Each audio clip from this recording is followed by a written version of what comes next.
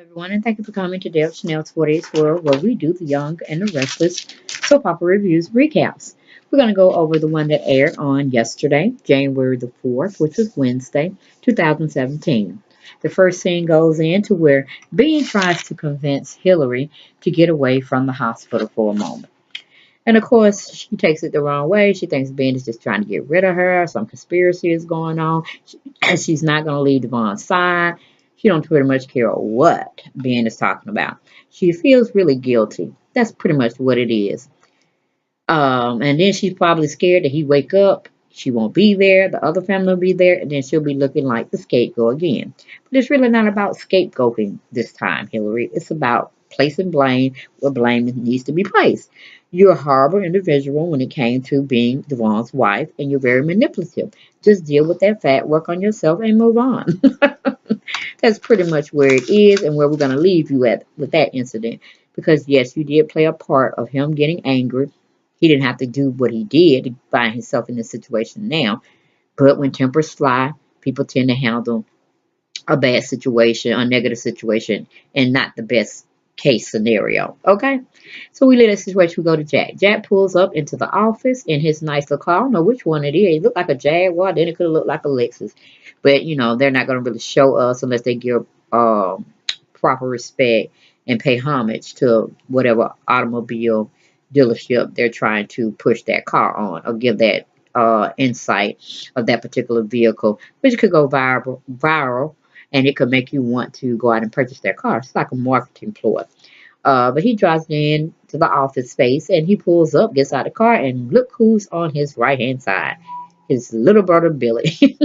Billy boy. Okay, and they look at each other, they frown through their shades, and they walk past one another. Okay? Leave that situation, we go to Phyllis and Lauren.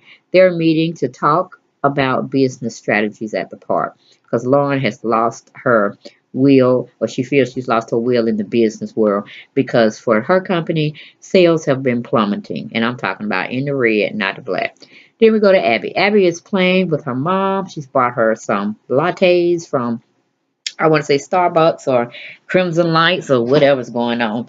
She brought her some sweetness in the form of chocolate and coffee. And she's also picking at her mom about how their new, I wouldn't say intern, but analyst laid one big wet kiss on her New Year's Eve night. Then we leave that situation, we go to Nikki. Nikki is confronting Paul about Dylan and his whereabouts. And she wants to know what kind of case is he under, or what kind of undercover case he's under that he couldn't even stop to, call his mother before jetting out or sailing out to this newfound gig of an assignment. And she's really getting into Paul's ass about it. Then Paul says Dylan is under assignment. That's all I can pretty much tell you. But Nikki realized that Dylan is on a dangerous assignment, meaning life or death, and she's not liking it. Nikki is not happy with Paul. She's not happy with Dylan not telling her prior to leaving the city that he was gone, and she's definitely not happy with Sharon. But who could have figured on that one, right? Then we go to Jack and Billy. Both of them are still fussing about what floor the other person need to get off of, and they can't stand to be around each other. I mean, just like elementary time all over again. You took my chalk. I want that blue chalk that you got. Oh, they're not playing happy in the sandbox. That's all I got to tell you. Then Jack is just being total evil. Just being a jackass. Jack being an ass, get it? Donkey's ass. Okay. Then Billy decides to take the stairs because he's just tired of Jack being full of himself. Then we go where small talk is being made between Ashley and Abby, still talking about the comments are going of New Year's Eve night, and Robert placing that big wet kiss on her, and Abby's trying to think, do you really think he likes you or whatnot? And it's just all tease and banter, you know what I'm saying? Then we have Ashley asking or talking to Abby about it being 1 year that her and Ben were married, and they were celebrating at the same spot, same place. But she was getting married at the time. But this particular time, ringing in 2017, she was divorced, a divorced woman. So she was kind of bummed about that. They make small talk and move on from that situation.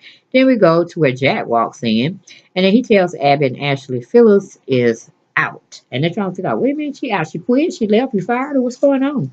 So it's quandrum of questions going around if in that particular scene, but we'll get back with it. We have Lauren. Lauren is losing it. She feels her business is slipping through her hands, and it is going under because she's definitely in the red when sales should have been made her company be in the black. She's looking for Phyllis to renew her company, renew her spirit, and all that. Putting all that blame, I mean, putting all that we call it optimistic into one person. Should you put that in yourself, Lauren? But anyway, she's crying and want a lifeline from Phyllis to help her with all her tech savviness and software education and experience to do the impossible and make her company come back alive. Because right now it's on a flat line. It's on a resuscitation machine. Okay, then we leave that situation. We go Billy. Billy is finally in the office with Victoria. They're discussing work. And, of course, the comings and goings that he had with Jack in the midst of coming up to the floor, and her problems with Reed being with her. We go to commercial, we come back. Yeah, Paul has Christine to come over to talk to him at his office about the whole comings and goings, about sending Dylan out on this new assignment. And he's talking about Nikki and Sharon having too much information. And when you go undercover, only a limited amount of people need to know, because it may jeopardize the safety of Dylan by being out there. Somebody may know him from a past or a general city, and I'll just go back. They'll connect that he's a cop. And then that will be the end of him with the ring he's trying to break up, or the case he's trying to work on to bring the bad guys to fruition. And then he's just like, he's just panicking pretty much. But Paul is just having full of anxiety because he didn't get a chance, and he's mad at himself for not being here to see Dylan off in a proper way, to tell his son that he loved him, and keep his head up, keep his sharps about him, or his mind sharp, so he can get back home to be with his family. Don't make no slip ups, no unnecessary slip ups to cost you your life. So he's just feeling bad about that. He's just wishing that Christine would have let him knew about it so he could just fly where he was and come back in, or at least have a conversation with him over the phone. But that didn't happen. He's feeling some kind of way about it. Because Nikki don't tap that spirit. Made him look less than a person. That he shouldn't let his son went out like that all willy-nilly without talking to him. So that's all he is. He's trying to place guilt somewhere. So he's just going to place it on Christine's door, his wife. Anyway, we go back to Billy and Victoria. They're still making small talk about everything. And Billy's basically telling Victoria to just suck it up. You're going to be raising this teenage boy, and it's going to be all about raising Reed again. And I'm going to be here with you. I got your back, And it did show in the scenes that they gave us today to look at that he's going to be definitely a big factor in Reed becoming a solidified family of the Newman clan once again. Okay? Then we go to Phyllis. Phyllis is encouraging Lauren that she's going to be fine. The business is going to be fine also. Then we go to Ashley. Ashley's getting the information correct from Jack about getting rid of Phyllis. And, they're not understanding it, meaning Abby and Ashley, what happened because, just before the New Year's come in and Christmas and all that time, she was supposed to be in the family. She wasn't going nowhere. So tell us really what's going on. Get us a 411 man. So they're just pouncing on Jack for him to give them information on why and how Phyllis was rid of. Then we go to Ashley. Ashley's asking about Devon. How's his health? Has he talked to Neil? And he said, I haven't talked to Neil, but I am going to go by the hospital and do some update checking. Then Jack is taking that and putting a mute button on, and he's talking over business strategies with Ashley about Fenmore's. He knows Fenmore's company, which is Lauren's company, a family-owned company that her father established, is going through some financial trouble. And just like a hedge fund type person, Jack is trying to secure her father's legacy and the company and put it under the umbrella of Abbott's Enterprises. You know what I'm saying, Chabot. So, Ashley's a good shit's radar detector, and she can know Jack was just full of shit. He just wanted to go after Billy because Billy has some stake in bringing down Fenmore's with the whole stake of Phyllis working for them, and he just can't get over the affair. That's pretty much what it is. So anywhere he can bring Billy or Phyllis down, he's going to do just that. And it's all about being vengeance. So Jack, you should know better. You can't rule unless you're going to be totally Satan's pawn, which is going to be like Victor, because he don't give a shit about nobody but his baby, Newman Enterprises. And he done made that very clear to all his family members, all his friends, and his foes. So unless you're going to turn very cold-hearted, such as Victor Newman, you don't play that game. You're not about that life, okay? You're not about that life. But anyway, we move from that situation because, like I said, Ashley smelt the shit from a mile away, and she's not really interested because she said, you know, Lauren loves that company just like we love Jabot, and we're not trying to give up anything. And we just were recently just in the red ourselves, even though we have the spike of newfound revenue surging in. Let's not just be like vultures on a dead, or ravens or crows over a dead carcass, okay? Stop it. It's not dead yet. It still have a lifeline. So she's not really wanting to hear his take on it. And then Robbie comes in to pretty much bust up their little talk. And he ushers on out to go see someone else while Ash is there to talk with Robbie, the kisser, the kissing bandit little guy. So we leave that situation and go back to Ben in the hospital. Ben is talking to Hillary about Devon's health. She wants Ben to guarantee Devon is going to make it. I said, honey, if you don't get on your knees and pray to the Lord or your God or whoever you serve to make Devon be okay, honey, a doctor can only give what they can give and what they learned through experience. Okay, so sit your ass down. Okay, we're not buying that one. You're still faking fraudulent. Okay, we go to Jack. Jack is business crazy. Ashley's figuring, like, okay, we already went over that. Okay, okay. We go to Victoria. Victoria's overwhelmed about trying to raise a full-bred teenager. Go figure. She can't do nothing with the ones she got that's in elementary. Or are they in preschool? Shit, I don't know what they are. Either way, she can't handle them without her family support and help. And Billy being around to get her ass out of some situations as well.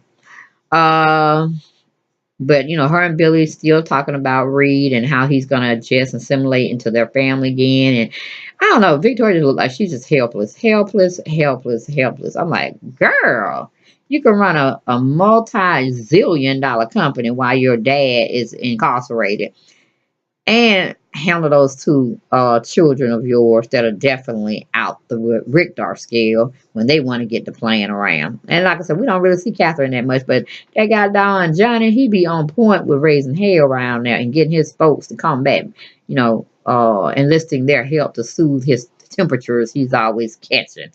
So I'm like, he's suspect anyway.